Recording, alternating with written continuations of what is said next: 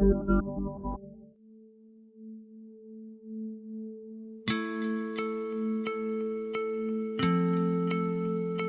Pradesh is deep into the elections. A fairly good turnout is being registered in the phases that have been completed, and the enthusiasm of the voters is apparent, mostly in the Samajwadi Party meetings. The BJP appears defensive, the Congress remains on the back foot, the Bahujan Samaj Party is being seen by the opposition as a spoiler, and currently the only party that seems to be giving a good fight to the BJP is the Samajwadi Party. Akhilesh Yadav is growing in confidence and wit as he moves from the west of the state to the east along with the polls. But the questions remain. Is he really in a position to form the government? Is joblessness more important now than religiosity? Have people had enough of hate politics and now want unity and bhaichara? Or will the SP just increase its numbers with the BJP losing some but retaining majority? We try to find answers to some of these questions in this edition of Off Limits. Okay, welcome everyone to another edition of Off Limits. Our guest this week is Khan Mahmudabad. He's a spokesperson for the Samajwadi Party. He joined that party in 2017, but many of us in Delhi know him as a scholar. He's a professor of political science and history at Ashoka University. He writes regular columns for national and international publications, and he writes a lot on politics. And what I think we don't know, and many don't know, that he is very, very fluent in many languages, including Urdu, Persian, Arabic, French, and interestingly, Avdi as well. Well, you should be, because you're from that region, or your family definitely is. So tell me, Ali, let's welcome to this program, and tell me about what's going on, and as a scholar, not as a political leader, what's going on in UP right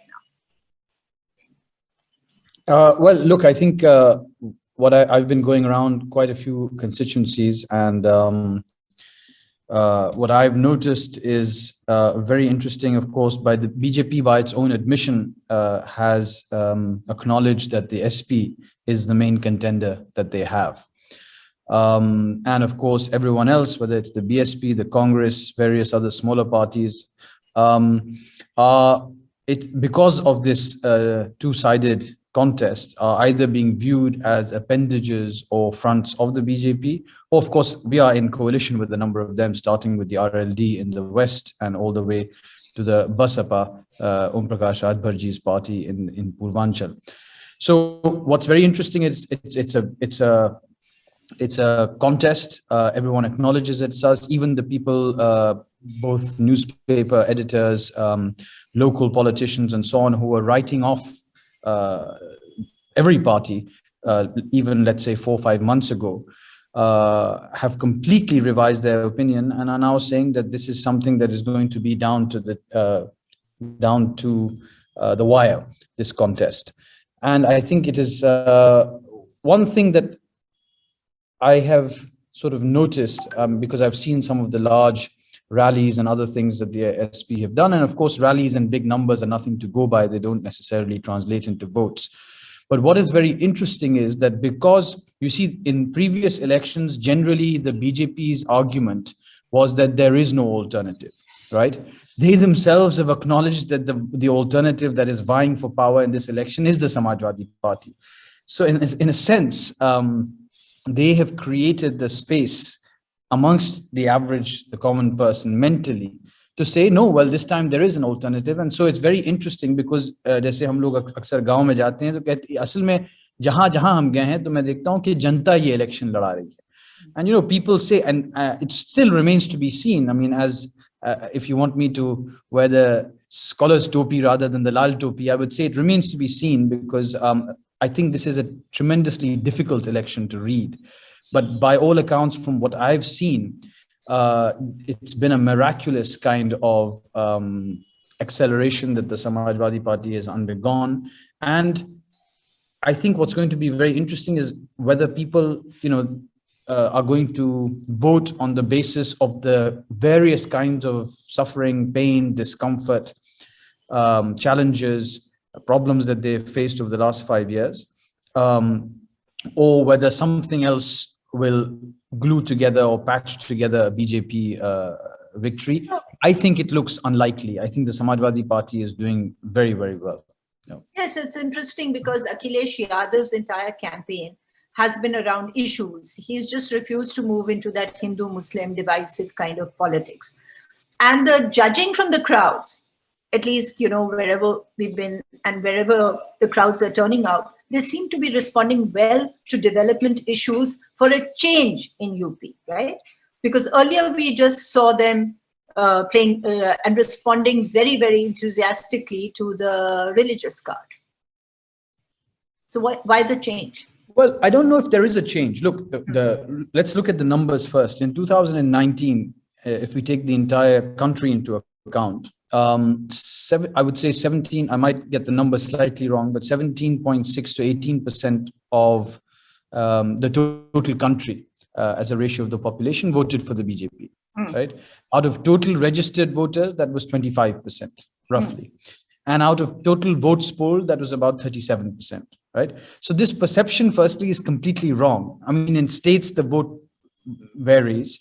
But firstly, this perception is completely wrong, that it was a resounding or overwhelming majority victory. There were margins of 192 votes in the 2017 UP elections. In Dumariaganj, for instance, the person who lost, she's fighting again, she lost by 190 or less than 200 votes. So the margins were close. The BJP is concerned, therefore, with keeping together that critical mass. I think one thing that people should be disabused of is any notion that the BJP wants more than 50% of this country to support them. They don't care. What they need is a critical mass of voters to propel them into power. And that, depending on which state you are in, and depending if it's a national election or not, that falls somewhere between 35 to 45% of the vote. So I think religion is still there, and religion is still binding as an issue. But what I think is very interesting is that the reaction, I think a lot of what the BJP has done has become normalized. So that is taken for granted now. So in this campaign, for instance, there's been constant attempts by various people to rile up, let's say, the Muslims. There have been attacks. There have been things outside the state with a view perhaps to influence the state election. And what is very interesting is a maturity. Wherever I've gone, Muslims are just quiet. They just want to get on with it. They do not want to react. Young Muslims, people who are emotional, they said, look, they can abuse us, they can scream at us. Our weapon is the ballot, and we will use that. There is no point in screaming. There's no point in building this into a discourse. If we remain quiet, how will this become an issue? And that's what we've seen pan out. It's a remarkable kind of maturity that people have shown. I think, if you look at the campaign. Stay on the Muslim vote before you move on. Yep. Also, you're talking the majority, and there seems to be an understanding all through the state, a tacit, obviously unvoiced understanding, that they're not going to react to any of the issues to do with religion. So whether it is the Karnataka controversy over hijab or anything else, whenever the reporters are speaking to Muslims in different constituencies, they're only talking about Vikas, and they're talking about development. Right? Have you noticed the same trend? No, they're talking about development, and for the last 2 days, I was in Halor and in Ambedkar Nagar. And what's very interesting is that Muslims are raising the issues of reservation for Dalits and OBCs. They're saying, "Hum aapki ladai bhi ladenge." So it's a remarkable kind of political maturity, because they're saying, look, yes, they're targeting us, but look at how they're targeting you. You're not aware of it, perhaps. And they're talking about Nijikaran, privatization. They're talking about the selling off of the state's assets, how that's going to affect reservation. In turn, that's going to affect the nature of the constitution. So it's very interesting, because I think, the black and white kind of election that the BJP runs, and it's tried to do that. If you look at the speeches from time to time, the 80-20 remark, to which someone replied that, no, it's an 85-15 fight. And to someone else, yet someone else said it's a 99% versus 1% elite fight. So it's very, very interesting, because I think in 2014, 2017, even 2019, what happened was that promises of development, often neoliberal development, were gift wrapped in Hindutva, right? I think what people have realized is that the gift wrapping remains, but nothing has happened, right? Farmers are facing huge issues in their fields. There's huge unemployment. People who work for the government, there's a huge number now, percentage of people who are on contracts working for the government. They're not permanent. People's pensions are not there. There's no, and of course, the health system and how broken it was there for all to see in the last 2 years. Of course, yeah. Interestingly, one thing seems to have sort of permeated, as you've also hinted, the rank and file and the supporter of the BJP, and maybe others as well. Suraksha, they're talking of Suraksha, which is obviously Suraksha from the minorities. So against the Samajwadi Party, two issues have been raised. One, that the Gunda Raj will come in, and two, you will not be safe anymore. Have you found that working a lot, or is it only amongst that amongst the supporters of the BJP? You can't say minuscule. I think the supporters, that ecosystem is loud, right? It's an ecosystem and an ecosystem, and it's loud, right? So this, and they're so loud that people often outside that bubble or that support group end up taking these things very seriously. Until a few months ago, I think the BJP was playing this card very strongly, the law and order card, saying that, you know, we have better law and order. Interestingly, they had nothing else to offer. They just basically said, we have better law and order. But I've gone around and I've heard speeches by various people from across communities, and all of them have basically said that, look, jo danga karate the, wo power mein baithe hue. Aur jahan tak ke crime ka issue hai, of course, riots are different from crimes. तो जो दंगा कराते थे वो power में बैठे हैं, और जहां तक कि क्राइम का ताल्लुक है या कानून व्यवस्था भंग होने का ताल्लुक है, तो एनसीआरबी का डेटा है.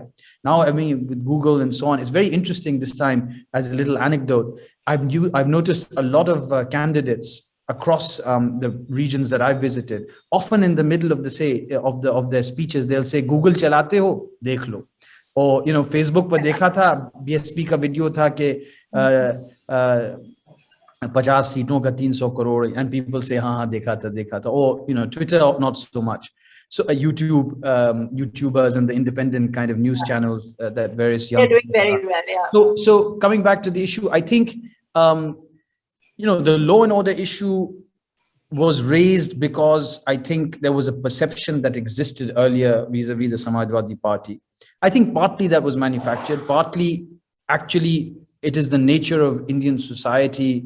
You know, if I think 119, if I'm not mistaken, of BJP MPs elected in 2019 had criminal records, right? Our chief minister and our deputy chief minister had criminal records. They ran out of CRPC things to use them against. So, and he withdrew the cases. You know, the chief minister withdrew the cases against him. So this is a battle of perception, right? I think unfortunately the nature of our politics and democracy is such that these are underlying issues across the board.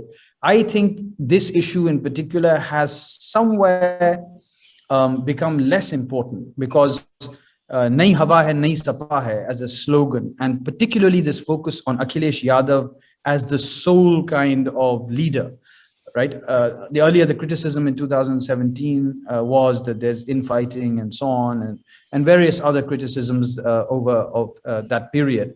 But what is very clear and what he's done is he stitched a kind of brilliant alliance. And you know, people have been saying take on Shivpal Singh ji for the last 2 years. He did it at a critical moment and at the right moment. You know, he has Om Prakash Radbar, he has Jayant Sinha, he has the Mahan Dal, and so on and so forth. Yeah. So I think this issue, people have also realized this is a new Samajwadi we're talking about. Okay. And that Nayi Hawa, Nayi Sapa is something that has resonated. And I think, you know, the BJP, of course, only has these two issues, right? The trying to create differences and trying to create this perception that somehow there's going to be lawlessness and hooliganism and gangsterism if they lose. In the vote banks, if we go sort of roughly and approximately, so you have the upper caste vote fairly consolidated behind the BJP. You have the Muslim and the Yadav this time, and the Yadav had broken to some extent in last elections, consolidated behind the Samajwadi. And please correct me if I'm reading it completely wrong, but the two crucial vote banks thus become the other backwards and the Dalits.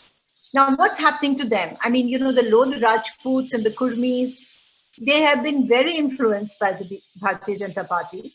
Right from the Mandal days, actually, the Bharatiya Janata Party was able to woo them over, and the Mulayam Singh and Samajwadi never really got them back.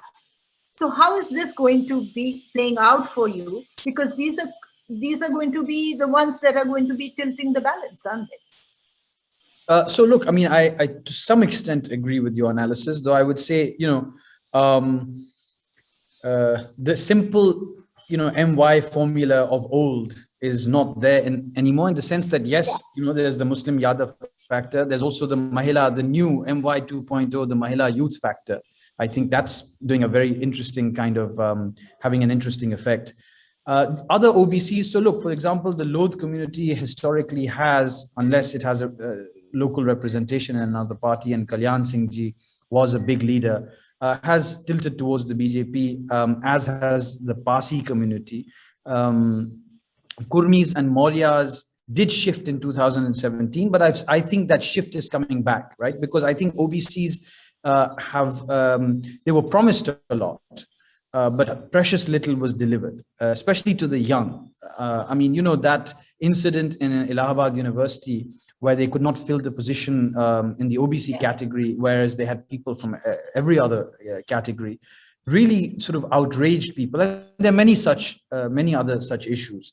We had Swami Prasad Maurya ji coming and joining us. He's a much more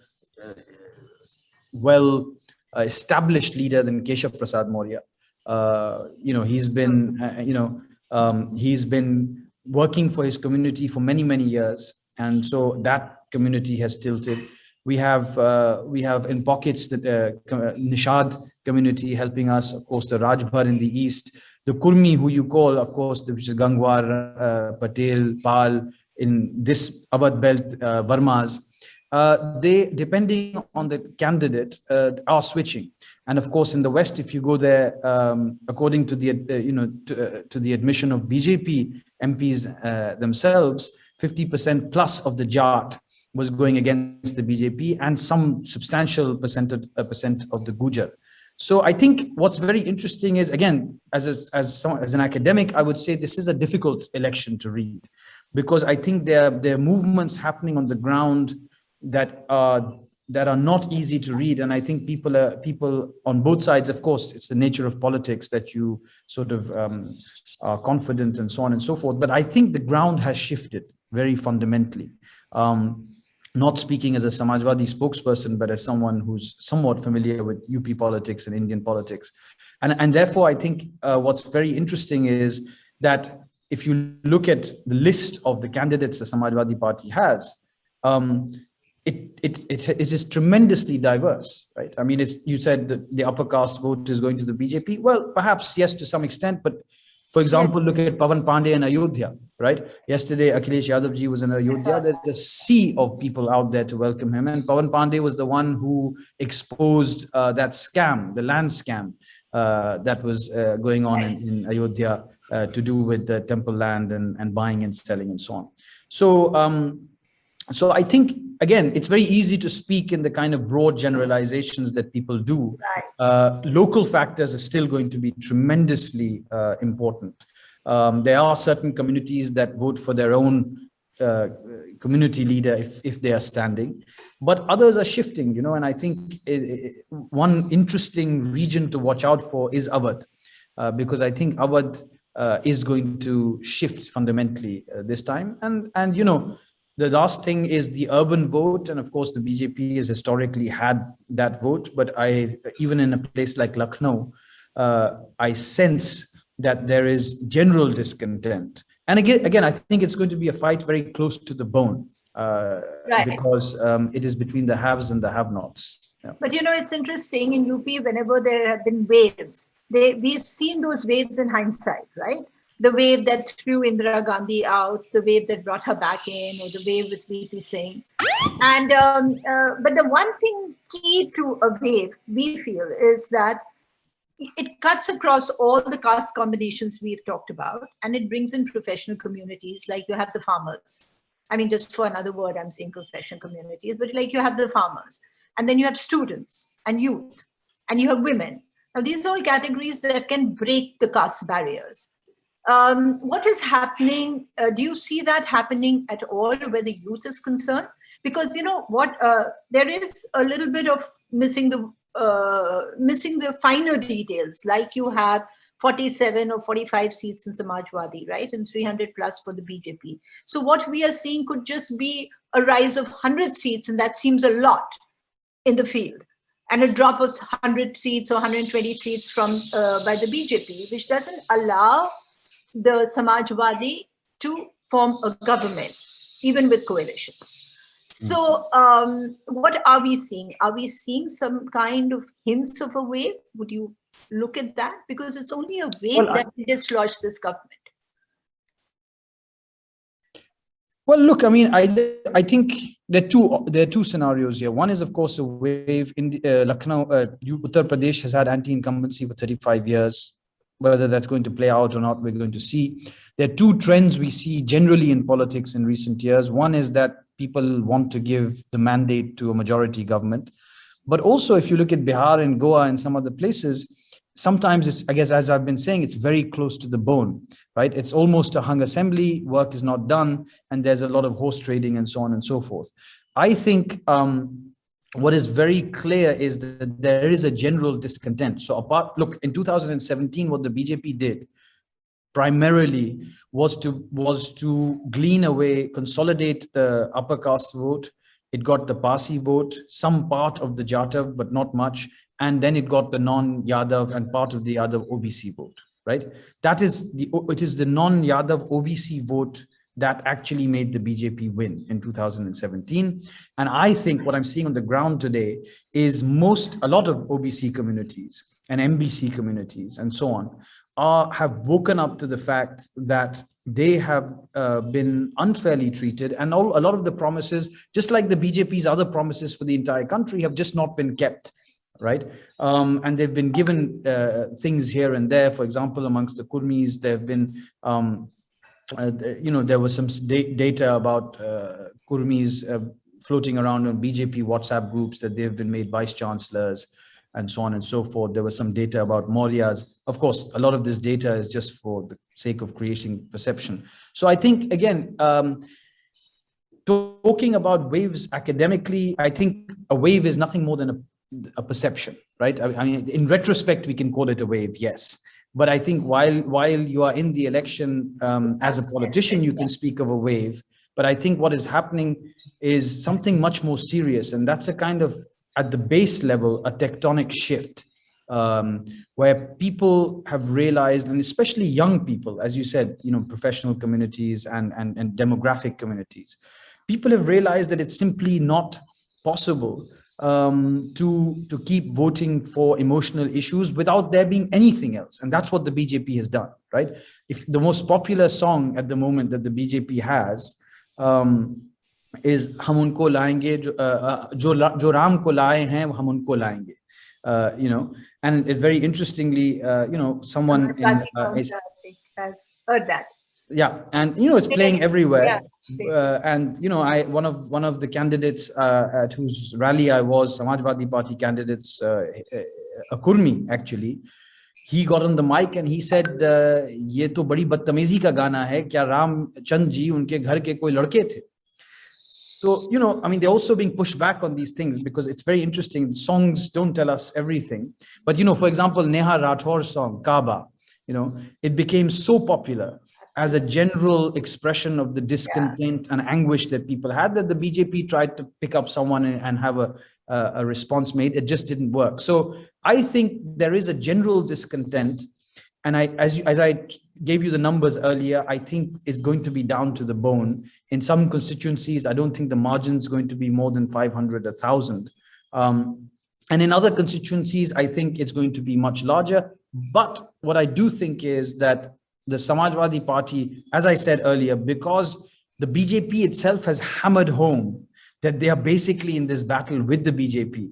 The old, almost 8-year narrative that the BJP and a lot of fence voters had, कि भाई और कोई चारा नहीं है, विकल्प नहीं है हमारे पास, वो बहस खत्म हो गई है यूपी से, क्योंकि विकल्प है और वो विकल्प इस वक्त अखिलेश यादव हैं.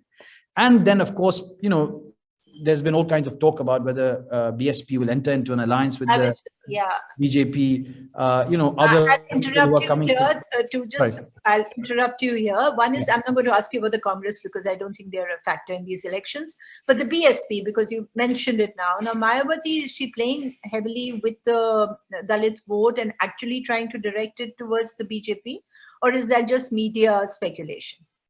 Well, I don't think. Firstly, I would like to say before I answer that question that people have been writing off the BSP. I don't think, frankly, in my own kind of academic opinion and also as just an observer, I don't think any political party should be ever written off. Even the Congress party, albeit on a ventilator, is still alive. Perhaps the BJP needs it to be in a ventilator and to keep coming up with this whole Tina thing in the national elections. But as far as the BSP is concerned, what is very interesting is that amongst various demographics, people themselves are recalling the time when the BSP did create an alliance government with the BJP. And they're saying that, well, ultimately, they're not going to form government. Mayawati ji is not showing the kind of confidence that a potential chief minister should. She's going to play second fiddle. Of course, it's not going to be with the Samajwadi Party. Therefore, she's going to help the BJP. So what's happening in various areas is very interesting because I think the way in which she's distributed votes, and I won't say too much about it, you can go and look at the candidates and the numbers yourself. As I say, you can Google it. She is playing spoiler. If you look at the kind of people she has given tickets to, historically, people of the same profile have not got tickets. And there's, in my opinion, clearly an effort to be spoiler in some seats. In some places, of course, there are her strongholds. Some places in Western UP, some places here, there are her strongholds. And of course, no one wants to fade away from it's a numbers game after all. So the BSP, I think, again, one popular notion that I'm seeing is that there's already a tacit alliance. So where I'm from, for instance, in Mahmudabad, the father of the BSP candidate is in the BJP. And basically it's a gamble, right? Because, and it's a Muslim candidate from the BSP. And he is saying, vote for my son. And of course, that ultimately is very unlikely that he will win. But if he does get enough votes, then he will probably help the BJP win. And so people are waking up to this. I saw this also in Ambedkar Nagar district the other day.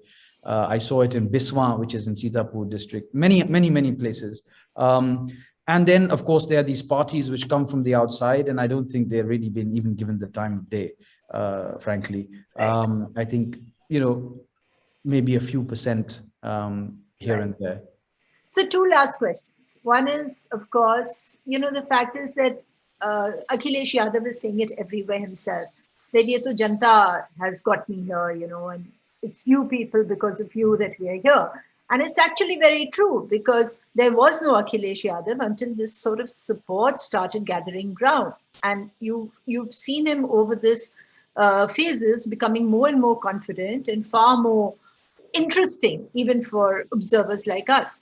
Now, does the Samajwadi have a good organization on the ground even now? Because that is going to be key to mopping up the votes and turning the goodwill into votes and victory.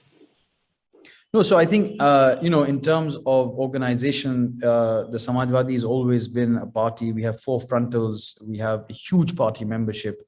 So it's tremendously organized down to the village level, down to the booth level.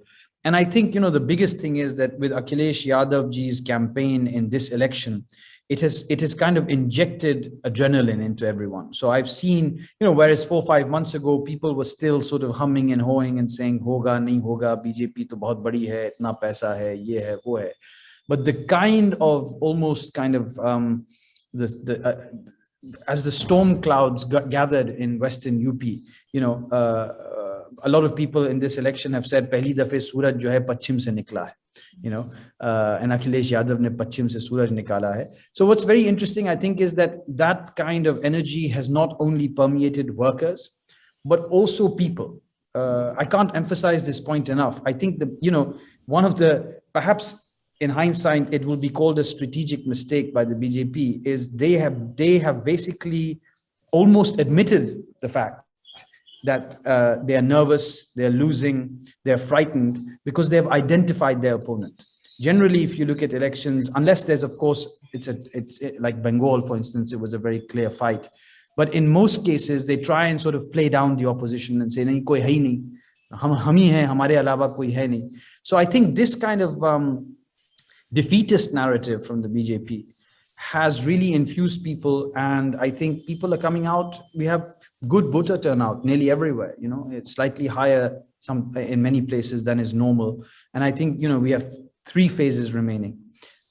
They're critical phases. Absolutely. But I think yesterday I was watching from Ambedkar Nagar. I was watching the visuals of the Ayodhya rally. Regardless of whether those votes those crowds translate into votes, the battle of perception is being won. And I think in today's day and age, it is first you have to win the battle of perception, and of course, then you obviously have to win the booth. And I was reading an article. I was reading an article just this morning by Asad Ashraf Saab. And of course, these things are not, at some level, they don't mean anything. But he pointed out that, on an average Facebook or Instagram post of Yogi, he had 1/10 of the kind of reactions that Akhilesh ji does. Of course, WhatsApp notwithstanding, I mean, this is just one part of the social media ecosystem. I think there is something that is magical that is happening in the air. And I think 10th March. So the battle of perception is really on the social media, because the mainstream media and what we count as the national media, I don't like these words, but I'm just using it to identify them because I don't want to use the other word. How is that impacting? I mean, considering I know that Akhilesh Yadav has taken on some of the anchors and he's done it with some kind of wit and humor. But even so, I mean, they're not working in objectively, let's put it like that. So I think what the BJP, I'll give you an academic slightly answer and then a political answer. Yeah. I think what the BJP and RSS to some extent have done is they've created their own public sphere, right? And people inhabit that public sphere, and there are people who listen to that ecosystem and perhaps decide their views and so on the basis of that. But again, as I said, that's only 1/3 perhaps still of this country, and maybe a little bit more in UP. But a lot of people are sick and tired of that. People are watching news on YouTube now. People are doing Facebook lives from villages. I mean, the way in which news is delivered is completely changed. Twitter even has made inroads to some extent. Coup never took off, which is the BJP's platform. Young people are on Instagram. And this time songs, as I was saying earlier, songs, Janta Pukarti Hai, Akhilesh Aiye, is being played in. I mean, I was so shocked because I went to weddings of people who weren't from the Samajwadi Party, and this song, the DJ was playing this song. So it's quite interesting. And of course, the same is happening with the other song in the BJP. But I think beyond social media also, there is, I think the Hindi newspapers still matter. And to some extent, the BJP still has a kind of hold over that. Yes. But social media, has penetrated a large part of Uttar Pradesh.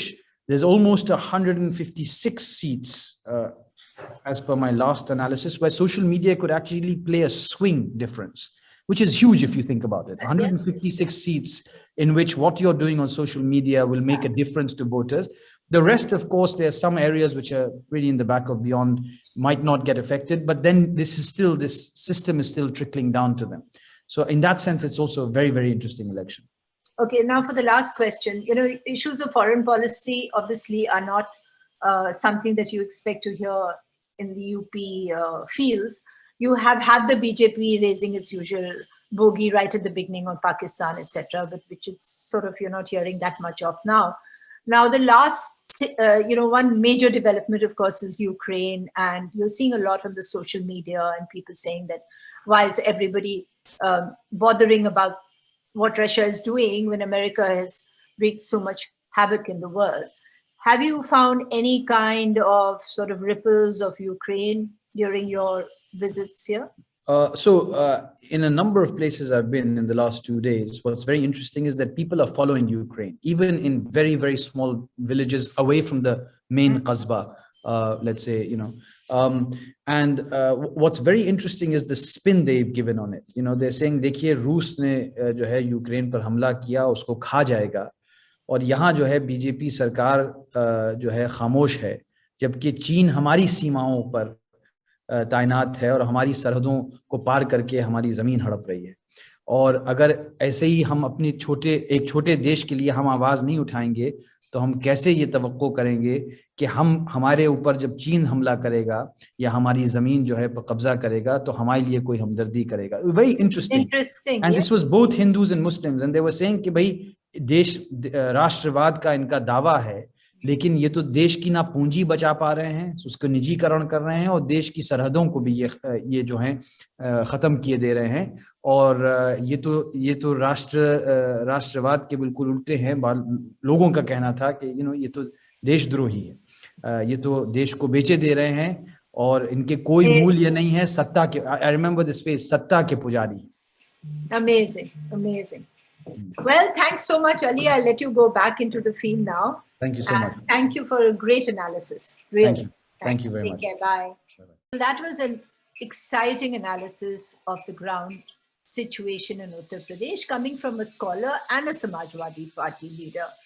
Let's see what happens. I'm not going to do a long winding up because we have now just 3 phases left. And on March 10th, we will know the results of UP. Thank you for watching.